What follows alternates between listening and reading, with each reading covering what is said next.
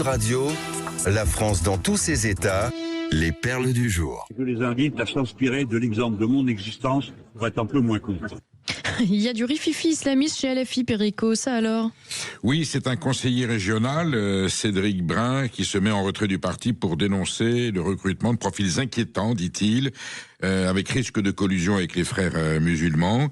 Ainsi, il dénonce aussi la présence de certains islamistes radicaux lors des meetings de la France Insoumise. C'est vrai que la collusion, c'est un débat aujourd'hui qui est au cœur des enjeux politiques. Est-ce que la France Insoumise ou pas a créé un lien? Est-ce que Jean-Luc Mélenchon cherche à établir une collusion à but électoral avec les secteurs les plus radicaux des musulmans français en disant, voyez, vous êtes victime d'un rejet, d'accusations qui sont injustifiées parce que c'est de l'islamophobie. Voilà, on en est là. Bon, là, pour le coup, on a pour la première fois du rififi à LFI avec un élu local de la France Insoumise qui dénonce les pratiques de son parti. Actualité à suivre, bien entendu, ma chère Maude.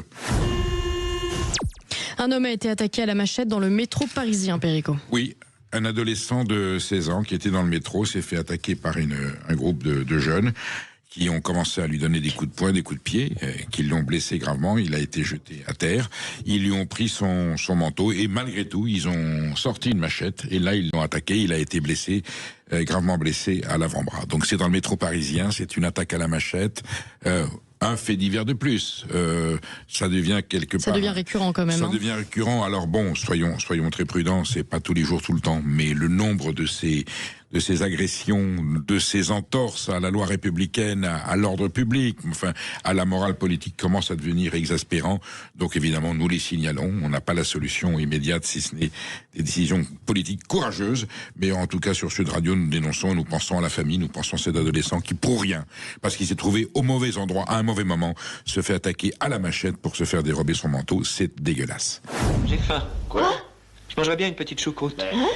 Les organisations étudiantes alertent le gouvernement sur leur manque de moyens pour se nourrir. Oui, alors on a vu que Sébastien Lecornu a dû faire une concession pour faire passer le budget, pour essayer de faire passer le budget au Parti Socialiste. Donc l'obligation du repas à 1 euro pour les étudiants a été donc adoptée par le gouvernement. On peut que s'en réjouir. Bon, on suppose qu'il y a les fonds nécessaires, que c'est pas une fois de plus tapé dans la caisse pour des mesures électorales.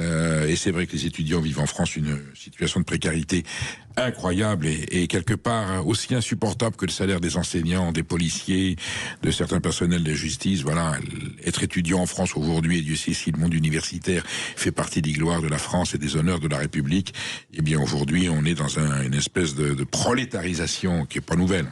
Des étudiants, et là, le repas à 1 euro, on imagine ce qu'il peut y avoir pour 1 euro pour un repas pour un étudiant qui au contraire a besoin de bonne alimentation et d'énergie. C'est dire à quel point nous, là aussi, même sur ce sujet-là, nous vivons une précarité et quelque chose d'incompatible avec nos valeurs et avec l'honneur de la République. Alors Maude, un militaire, là on parlait d'un adolescent, là c'est un militaire qui a été agressé par des antifas. Oui, c'est une exclusivité dont on se passerait bien. On va l'appeler Étienne pour ne pas le mettre en difficulté parce que ce jeune homme est en effet militaire. Ce week-end, Étienne, 23 ans, est descendu à Paris rendre visite à sa famille et tant qu'à faire pour se balader entre Saint-Germain-des-Prés, Port-Royal, l'Observatoire et la place d'Italie, grosso modo. Bref, des quartiers qui, en temps normal, ne craignent pas. En même temps, les temps normaux ont l'air bien loin derrière nous. Donc Étienne prend la direction de Jussieu pour aller casser la croûte samedi soir. Il aperçoit un rassemblement visiblement de militants pro-Palestine et au loin un cordon de CRS. Jussieu, vous savez, c'est là où se trouve un campus de la Sorbonne à 200 mètres de la Grande Mosquée de Paris dans le 5e. Étienne porte un sac à dos noir type Miltech. C'est un sac militaire avec deux écussons, l'un représentant le blason de la République française et l'autre en soutien aux forces de l'ordre. Vous voyez le truc venir. Étienne est pris à partie par des individus cagoulés, des antifas. Il est roué de coups, jeté à terre, arcade sourcilière ouverte. Des policiers en civil interviennent et le sauvent in extremis du lynchage. Étienne est transporté à l'hôpital et s'en sort avec quelques points de suture. Je voulais en parler aujourd'hui parce que ça n'est évidemment pas un fait banal, ça n'est pas un fait divers. Ces antifas savaient très bien à qui ils s'en prenaient. S'ils étaient réunis ce soir-là, c'était pour protester contre une manifestation identitaire qui se tenait non loin à l'occasion de la Sainte-Geneviève. Il aura suffi qu'un garçon de 23 ans, coupe militaire, bien sapé, et qu'un patriote passe par là pour être tabassé, sans doute parce qu'un peu trop français pour eux. Vous vous rendez compte, parce qu'il arborait un écusson avec le drapeau de la République française et puis un signal, un symbole militaire, ce jeune homme de 23 ans qui se fait agresser par des antifas qui sont des vrais fachos et des salauds, voilà. Et un peu comme ce gamin de 16 ans qui se fait attaquer à la machette pour prendre son manteau, lui parce qu'il est militaire et qu'il affiche ce qu'il est en République française. Vous voyez, j'ai utilisé peut-être 10 fois le mot République ce matin On ne sait plus tellement ce que ça représente. Non, mais c'est pas ça, c'est qu'elle est souillée, elle est attaquée en permanence, c'est insupportable.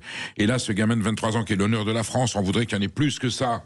Des gamins de 23 ans qui arborent les symboles de la République, quelle que soit leur activité et leur engagement, soient respectés, au moins sans qu'ils fassent peur, qu'ils soient respectés. J'allais dire quand on les voit, le symbole. Et là, on tombe sur des crétins, des abrutis. Notre ami André Berkoff dirait des rachitiques du bulbe. Non, mais c'est vrai, à la fin, c'est insupportable. Qu'est-ce qu'on fait? Alors, ce fait est une chose. J'espère qu'il y aura des suites solides, sévères, qu'on va retrouver ces salopards et qui seront punis et châtiés comme ils le méritent. Voilà, c'est une catastrophe pour la France. Les antifas sont jamais retrouvés. En fait, c'est ça le drame. C'est ça, bien sûr. C'est qu'on a l'impression d'être totalement impuissant face à une cohorte de gens dont on appelle toujours à la dissolution des antifas, mais en fait c'est impossible parce que ce n'est pas un groupe proclamé officiellement. Je pense que si ces individus s'étaient attaqués à une personnalité importante de ce pays, je pense que les moyens des forces de police... Je pense que M. Lunez prendrait les moyens qu'il faudrait. Donc on compte sur lui pour protéger les jeunes militaires de 23 ans dont on a beaucoup besoin dans ce pays, en tout cas beaucoup plus que des antifas qui nous pourrissent la vie. Coup de foudre, bien sûr. Personne ne peut pas y croire. Quand ça arrive, vous le savez, en tout cas. Après Brad Pitt et Pierre Garnier, un faux Patrick Bruel arnaque une Française, Perico. Oui, Ingrid a reçu comme quoi les réseaux sociaux et l'instrument du téléphone portable, elle reçoit un message de Patrick Bruel, elle demande l'authentification et elle reçoit la photo de Patrick Bruel qui lui dit c'est bien moi Ingrid, oui c'est moi, et évidemment elle part évidemment dans un espoir et puis pour se rendre compte elle a été l'objet d'un canular. Voilà, on voulait raconter ça parce que c'est méchant, c'est gratuit. Parce que en plus c'est commun, ça arrive souvent on rappelle quand même l'histoire qui avait fait beaucoup de bruit d'une dame qui s'est fait avoir une Française par un faux Brad Pitt qui a payé 800 000 €. C'est énorme. Alors en plus on peut se faire évidemment on se fait escroquer, c'est le but. Voilà, soustraire de l'argent. Donc on est très très très méfiant. Si vous avez demain Emmanuel Macron ou Donald Trump qui vous invite à un petit déjeuner ou qui dit vous voir, méfiez-vous, appelez l'Élysée ou la Maison Blanche. Donc est-ce que vous êtes sûr que le président m'a bien appelé ou envoyé un message? Et puis même vous, Perico, si jamais vous recevez un message de ma part un peu sensuel, un peu séducteur, c'est pas moi. Je préfère vous prévenir parce que ça arrive pas souvent. Mais enfin, il va se plaindre. On sait jamais. Bon. Maude, vous restez à l'antenne parce que de quoi vous voulez me parler? D'un autre Patrick. Mais je sais bien, c'est Patrick Sébastien. C'est Patrick Sébastien, on terminera. Qui a dit qu'il allait être candidat. Alors pas exactement. Non, enfin, il le sous-entend et il envoie quelques signaux. Ça sème le trouble à l'Élysée dans le milieu politique français. Ouais. On va terminer avec cette information essentielle qui concerne l'avenir du pays. C'est une indiscrétion signée du JDD. Patrick Sébastien inquiète certains candidats à la présidentielle et en rassure d'autres. Si le chanteur n'a pas officialisé sa candidature, il a quand même lancé son mouvement intitulé Ça suffit, une sorte de boîte à idées pour permettre aux Français d'adresser leurs doléances aux candidats, de quoi susciter quelques interrogations. Mais pour le parti d'Édouard Philippe, par exemple, en cas de candidature, l'animateur pourrait prendre des voix aux candidats du Rassemblement national. Donc il y a quand même des enjeux. Je propose qu'on écoute l'hymne de Patrick Sébastien. Ça fait tourner les petites boules, ça fait tourner les petites boules. Quand on souffle dans la Voilà. On se souvient que Patrick Sébastien va sauver la France. Coluche avait semé le trouble et Jacques Attali était allé le voir pour lui dire attention, si vous maintenez votre candidature, vous risquez de faire perdre François Mitterrand. Ouais. Oui, mais c'est le peuple français qui décide. C'est quand même d'un autre niveau. On a du mal à imaginer que Patrick Sébastien puisse réellement oui, mais enfin, bousculer l'élection présidentielle. Si les Français veulent voter pour Patrick Sébastien, c'est qu'ils sont peut-être étonnés ou un peu déçus par les autres. Est-ce qu'on peut prendre Joël, juste qui nous appelle, un auditeur qui nous appelle d'Andrézy dans les Yvelines, très rapidement. Joël, je vous écoute. Oui, Perico, bonjour. Oui, j'ai une anecdote à vous raconter, un peu dans le style du fait que vous avez relaté avant, le militaire qui a été agressé. Oui. Quelque chose qui va vous édifiant. Voilà, j'ai fait mon service militaire en 70-71 au collège militaire de Saint-Cyr-l'École, à côté de Versailles. Bien sûr. D'accord. C'est un collège donc pour les élèves de militaires. Ok. Oui, on sait bien. Bon, moi je faisais pas grand-chose là-bas, mais les élèves quand ils sortaient en ville, puisque le collège est en plein centre-ville, ils devaient être en uniforme bleu marine avec le béret, et voilà. Interdiction de sortir en civil. Et à l'entrée, à la porte, il y avait un adjudant, et je peux vous dire que l'adjudant, il les ratait pas. Donc, il pouvait pas sortir en civil. C'était interdit. Voilà. Et en 2013 ou 2014, j'achète quelque chose à quelqu'un qui habite Saint-Cyr. Il me dit, on peut se retrouver à Saint-Cyr. Il me dit, vous connaissez? Je dis, oh, j'ai fait mon service militaire là-bas. On se donne rendez-vous devant le collège militaire. Ok. Et puis j'étais en avance. Donc j'attendais. Je m'approche du collège. Je voyais des jeunes qui discutaient devant l'entrée. Il y a une sorte d'esplanade devant, c'est bien. Et il y a des jeunes qui discutaient, qui étaient contre les grilles et tout. Et puis moi, j'approche du collège et puis j'engage la conversation. Puis je leur dis, moi, j'ai bien connu le lieu puisque j'ai fait mon service militaire en 70-71. Et je dis à l'époque, c'était donc un collège militaire. Et il y a un jeune qui me dit, monsieur, c'est toujours le collège militaire.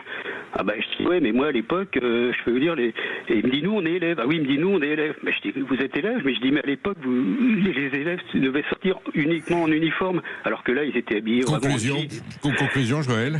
Et le jeune me dit, oui, monsieur, mais il dit maintenant, quand on sort en uniforme, on se fait agresser. Et voilà. C'est-à-dire qu'il leur est interdit de sortir en uniforme parce qu'ils se font agresser. Alors c'est une règle qui a changé récemment, Joël d'ailleurs, parce que maintenant le ministère des Armées autorise les militaires à sortir en uniforme, mais c'est très récent parce que de fait, pendant de nombreuses années, ils n'avaient plus le droit. Certes, mais enfin, pour ces raisons-là. Joël témoigne bien du fait que lorsqu'on est en uniforme, on peut se faire insulter, agresser, et qu'aujourd'hui... Non, mais c'est pas une question de droit, c'est que le monde, la France marche à l'envers, et pas fini. C'est pas fini, de toute façon. Là, l'autre fois, je voulais témoigner, je suis arrivé trop tard, mais c'est pas ça. Si vous voulez, moi j'ai du recul, puisque si je vous dis que j'ai fait mon service militaire en 70, vous imaginez un peu mon âge. Joël, merci pour votre témoignage, on a compris. Mais on en reparlera. Et n'hésitez pas à nous rappeler. Merci beaucoup, Joël.